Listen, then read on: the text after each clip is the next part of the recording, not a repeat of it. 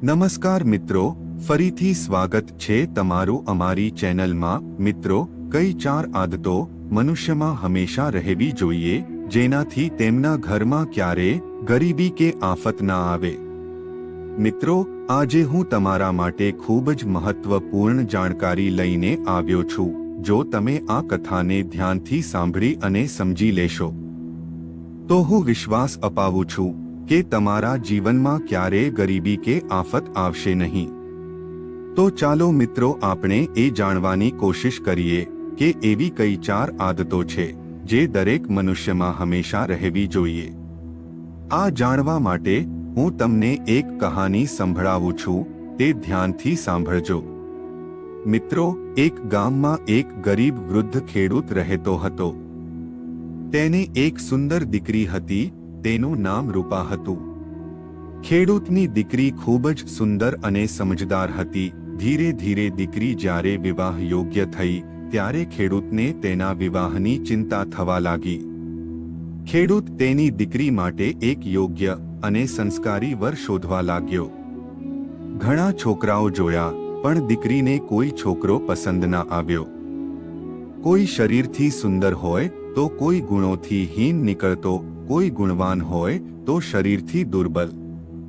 દીકરીની વધતી ઉંમરની સાથે સાથે આ વૃદ્ધ ખેડૂતની ચિંતા પણ વધવા લાગી। એક દિવસની વાત છે, આ વૃદ્ધ ખેડૂત તેના સાસરિયામાંથી આવી રહ્યો હતો। ત્યારે રસ્તામાં એક સુંદર યુવાન આ વૃદ્ધ ખેડૂત સાથે ચાલવા લાગ્યો। આ યુવકની સુંદરતા જોઈને વૃદ્ધ ખેડૂત ખૂબ જ પ્રભાવિત થયો અને વિચારવા લાગ્યા કે આ યુવાન તો મારી દીકરી માટે યોગ્ય છે। કદાચ હું આની સાથે વાતો કરીને આના વિશે વધારે જાણકારી લઉં તો મને ખબર પડે કે આ યુવાનના સંસ્કાર કેવા છે।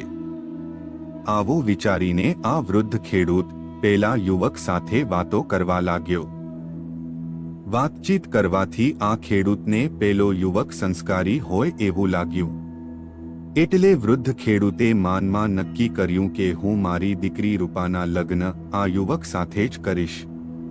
રસ્તામાં ચાલતા ચાલતા વૃદ્ધ ખેડૂત પેલા યુવકના ઘર પરિવાર વિશે બધી વાતો પૂછતા હતો। મિત્રો, એક દીકરીનો બાપ તેમના થવાવાળા જમાઈ વિશે ઘણી બધી વાતો જાણતો હોય છે।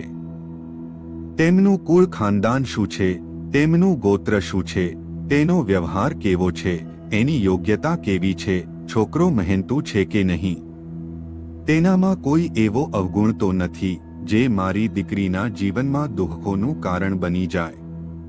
આવી ઘણી પ્રકારની વાતો કરતો કરતો ખેડૂત પેલા યુવાનની સાથે આવી રહ્યો હતો। તેમને આ યુવક વિશે ઘણી વાતો સારી લાગી। તે આ યુવકથી ખૂબ સંતુષ્ટ હતો, પરંતુ એક આદત તેમને પસંદ ના આવી। તેમણે જોયું કે ગરમીના દિવસો છે, આકાશમાં સૂરજ તપી રહ્યો છે અને આ યુવાનના હાથમાં એક છત્રી પણ છે, પરંતુ તે આ છત્રીને ઉપયોગમાં નથી લઈ રહ્યો। તે આ છત્રી ખોલીને પોતાનો બચાવ નથી કરી રહ્યો, પરંતુ તે બંધ કરીને પોતાના હાથમાં પકડીને ચાલી રહ્યો છે। યુવકના આવા આચરણથી વૃદ્ધ ખેડૂતના બધા અરમાનો પર પાણી ફરી વળ્યું। વિચારવા લાગ્યા કે ગજબનો યુવક છે, છત્રી સાથે છે, છતાં પણ તેને ખોલીને સૂર્યના તડકાથી તે પોતાનો બચાવ નથી કરતો। મને લાગે છે કે આ યુવાન આમ તો બધી રીતે ઠીક છે, પરંતુ મગજ થોડું ઓછું હશે। ત્યારબાદ એને વિચાર્યું કે આ યુવાન નાની ઉંમરનો છે, એટલા માટે તેને ગરમી ઓછી લાગતી હોય। ચાલો, આ કોઈ મોટી ખામી નથી, મારી દીકરીના વિવાહ આની સાથે જ કરી લઉં। મિત્રો, થોડી ઘણી ખામી તો દરેક મનુષ્યમાં હોય છે। આવું વિચારીને વૃદ્ધ ખેડૂત ખુશ થતો થતો પેલા યુવાન સાથે ચાલ્યો આવતો હતો। થોડા દૂર ચાલ્યા બાદ તેમણે એક ઘટાદાર વૃક્ષ મળ્યું, જેની નીચે ખૂબ શીતળ છાંયો હતો। ત્યારબાદ બંને આ વૃક્ષ નીચે બેસીને આરામ કરવા લાગ્યા। ત્યારે ખેડૂતે જોયું કે વૃક્ષ નીચે બેસીને આ યુવકે પોતાની છત્રી ખોલી। યુવકનું આવું કરવાનું આ વૃદ્ધ ખેડૂતને બિલકુલ પસંદ ન આવ્યું। વળી વિચારવા લાગ્યા કે જ્યાં છત્રી ખોલવાની જરૂર હતી ત્યાં તો છત્રી ખોલી નહીં, અને અહીંયા તો છત્રીની કોઈ જરૂર નથી, ત્યાં છત્રી ખોલીને બેસી ગયો છે. હવે તો પાકું છે કે આ યુવકમાં બુદ્ધિની કમી છે. પરંતુ સંકોચના કારણે આ વૃદ્ધ ખેડૂત પેલા યુવક સાથે છત્રી વિશે કોઈ વાત ના કરી. થોડીવાર માટે આ વૃક્ષ નીચે બેસીને વિશ્રામ કર્યો. ત્યારબાદ આ બંને ત્યાંથી ફરી ચાલવા લાગ્યા. ચાલતા ચાલતા તે એક નદીને કિનારે પહોંચ્યા. નદી પાર કરવા માટે કોઈ સાધન તો ત્યાં હતું નહીં. તેમને નદીમાં તરીને પાર કરવાની હતી, પરંતુ નદીનું વહેણ ખૂબ તેજ હતું. વૃદ્ધ ખેડૂતે પોતાના કપડાં ઉતાર્યા અને તરીને નદી પાર કરી દીધી. પરંતુ આ યુવાને કપડાં પહેરીને જ નદી પાર કરી. એટલે યુવાનની આ હરકત પણ પેલા વૃદ્ધને પસંદ ના આવી. વિચારવા લાગ્યા કે આ મૂર્ખ યુવકે કપડાં પહેરીને નદી પાર કરી છે. હવે તો મને પાકું થઈ ગયું કે આ યુવક જોવામાં જ સુંદર છે, બાકી મગજથી મૂર્ખ છે. અને હું પણ કેવો મૂર્ખ છું કે આવા બુદ્ધિ વગરના યુવક સાથે મારી દીકરીના વિવાહ કરવાનું વિચારી રહ્યો છું. સારું થયું કે આની મૂર્ખતા મને અહીં જોવા મળી ગઈ. કદાચ હું મારી દીકરીના આ યુવક સાથે વિવાહ કરી દેત તો મારે જીવનભર રડવાનો વારો આવત. આખી જિંદગી મારી દીકરીના દુઃખ જોવા પડત. મિત્રો, થોડા આગળ ચાલવા પર આ યુવકનું ગામ આવ્યું. યુવક તેના ગામમાં જતો રહ્યો અને આ વૃદ્ધ ખેડૂત પોતાના ગામ બાજુ ચાલવા લાગ્યો. હવે પેલા યુવાન સાથે દીકરીના વિવાહની વાત આ વૃદ્ધ ખેડૂતના મગજમાંથી નીકળી ગઈ. જ્યારે તે પોતાના ઘરે પહોંચ્યો ત્યારે તેમની દીકરીને રસ્તામાં બનેલી આખી વાત જણાવી. દીકરી, રસ્તે ચાલતા મને એક યુવાન મળ્યો હતો. તેના રંગ ઢંગથી હું એટલો પ્રભાવિત થયો કે મેં તારા વિવાહ એની સાથ કરવાનો નિર્ણય કરી લીધો. પરંતુ થોડીવાર બાદ મને ખબર પડી કે યુવાન તો બિલકુલ મૂર્ખ છે. તેની હરકતોથી મને ખબર પડી કે તે તારા યોગ્ય નથી.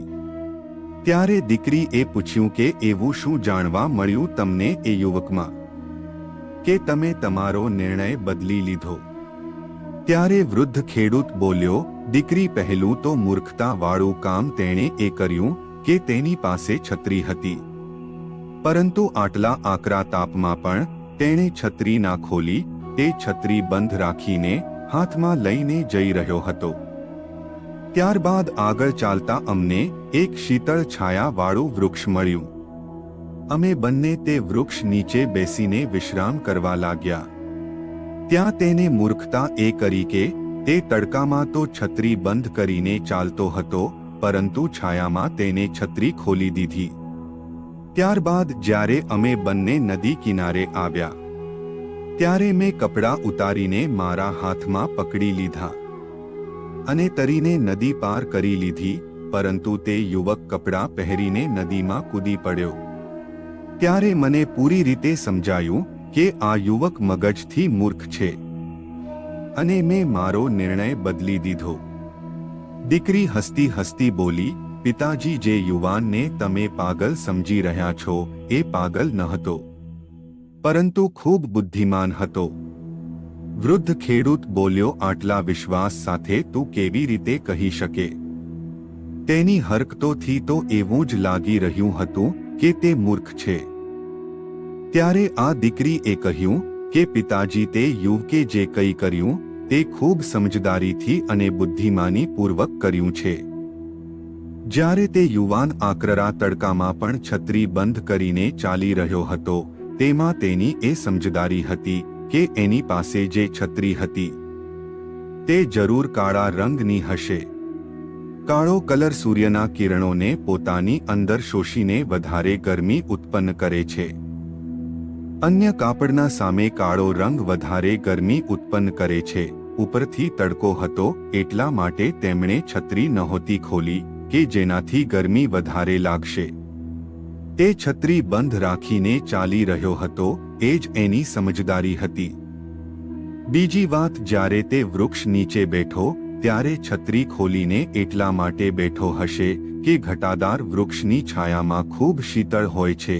ઘણી વખત છાયાવાળા વૃક્ષ ઉપર જ પક્ષીઓ પણ વધારે બેસે છે અને કોઈ પક્ષી એના ઉપર ચરક ના કરે એટલા માટે એને વૃક્ષ નીચે છત્રી ખોલી દીધી.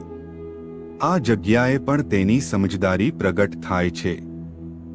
ત્રીજી વાત, જ્યારે તે કપડાં પહેરીને નદીમાં કૂદી ગયો એનો મતલબ એવો છે કે નદી અવશ્ય ખૂબ તેજ ગતિથી વહેતી હશે. આ જગ્યાએ પણ યુવાને તેનું મગજ લગાવ્યું હતું. કહેવાય છે કે કદાચ તે જ નદીમાં માણસ તણાઈ જાય અને કપડાં પહેરીને હોય તો નદી કિનારે નીકળવા વાળા લોકો તેને જોઈને તરત જ બહાર કાઢવાનો પ્રયાસ કરે. નદીમાં તણાતો માણસ નિર્વસ્ત્ર હોય તો લોકો જોઈને પણ તેને મૃત સમજીને બહાર નથી કાઢતા. નદીમાં તણાતો માણસ કદાચ કપડાં પહેરીને હોય તો બધાનું ધ્યાન એકદમ તેની બાજુ આકર્ષિત થાય છે. એટલા માટે ઘણું લાંબુ વિચારીને આ યુવકે કપડાં પહેરીને જ નદી પાર કરવાનો વિચાર કર્યો હશે. જરૂર તે યુવાન ખૂબ ભણેલો ગણેલો હશે. તે ઘણું લાંબુ વિચારીને ચાલવા વાળો હશે. આવો વ્યક્તિ ક્યારે હેતરાતો નથી હોતો. તેમના માર્ગમાં ક્યારે કોઈ બાધા નથી આવતી. લાંબુ વિચારીને કામ કરવા વાળા વ્યક્તિને નુકસાનીના અવસર ઓછા જોવા પડે છે. આવા વ્યક્તિ પોતાની દૂરદર્શિતાથી પહેલા જ બધું જાણી લે છે. તેમના માર્ગમાં કઈ કઈ બાધાઓ આવવાની છે અને તેનું સમાધાન શું હશે. મિત્રો, દીકરીના મોઢેથી આ યુવકની બુદ્ધિ વિશેની પ્રશંસા સાંભળીને આ વૃદ્ધ ખેડૂત વિચારવા લાગ્યા કે કદાચ એવી વાત હોય તો આ યુવક જરૂર મારી દીકરી સાથે વિવાહ કરવા લાયક છે. ત્યારે દીકરી કહેવા લાગી કે પિતાજી, કદાચ મનુષ્ય આ 4 વાતોને ધ્યાનમાં રાખીને કામ કરે તો તેની જિંદગીમાં દુઃખી થવાનો અવસર ક્યારેય નહીં આવે. તે હંમેશા સમૃદ્ધ રહેવામાં સફળ થશે અને તકલીફોથી બચતો રહેશે. આ 4 આદતો દરેક મનુષ્યએ પોતાની અંદર હંમેશા રાખવી જોઈએ. પેલું કે મનુષ્ય હંમેશા દૂરદ્રષ્ટા હોવો જોઈએ. કોઈ પણ કામના પરિણામને કામ શરૂ થયા પહેલા જ જોઈ શકે. એવા મનુષ્યના કાર્યનું પરિણામ હંમેશા તેમના હિતમાં જ હોય છે. જે ભવિષ્યનું વિચારીને સાવધાની રાખે છે તેમને પાછળથી પસ્તાવો નથી કરવો પડતો. તેમનું ધન ક્યારે ખોટું ખર્ચ નથી થતું. તેમનો સમય ક્યારે વ્યર્થ નથી જતો. ત્યાં સુધી કે તેમની મહેનત પણ વ્યર્થ નથી જતી. આવો મનુષ્ય જીવનમાં આવવા વાળી ઘટના પહેલા જ સાવધાન થઈ જાય છે. અને બીજી આદત એવી રહેવી જોઈએ કે તે બીજા ઉપર આધાર રાખીને બેસી ના રહે, પોતાને યોગ્ય અને સક્ષમ બનાવે. બીજાના ભરોસે બેસી રહેવાવાળા હંમેશા લાપરવાહ બને છે. તેના લીધે તેને કોઈને કોઈ દુઃખનો સામનો કરવો પડે છે. ત્રીજી આદત, સમયને બેકારમાં નષ્ટ ના કરો. રખડીને, ખાલી બેસીને, કામ વગરની વાતો કરીને કે પછી વાદ અપવાદ કરીને પોતાનો સમય નષ્ટ ના કરો. સમયનો સદુપયોગ કરો. સમય ખૂબ કિંમતી છે. ચોથી આદત, કાર્યને ટાળવાની આદત. મનુષ્યને ક્યારે પોતાનું આજનું કામ કાલ ઉપર ના છોડવું જોઈએ. જે વ્યક્તિ પોતાના કામને ટાળતા રહે છે એનાથી તેની પ્રગતિ ટળી જાય છે. ઉન્નતિનો અવસર પણ હાથથી નીકળી જાય છે. મિત્રો, ત્યારે વૃદ્ધ ખેડૂતે વિચાર્યું કે જેવી બુદ્ધિમાન મારી દીકરી છે એવો જ બુદ્ધિમાન પેલો યુવક છે. બંનેનો યોગ સારો રહેશે. આવું વિચારીને તેણે તેની પુત્રીના વિવાહ પેલા યુવક સાથે કરી દીધા. વિવાહ બાદ આ યુવક અને દીકરી પોતાની બુદ્ધિના કારણે ખૂબ આગળ વધ્યા અને સુખી થયા. મિત્રો, આ કહાની તમને કેવી લાગી તે કોમેન્ટ કરીને જરૂર જણાવશો. અને પસંદ આવી હોય તો ચેનલને સબસ્ક્રાઇબ કરવાનું ભૂલતા નહીં. જય શ્રી કૃષ્ણ મિત્રો.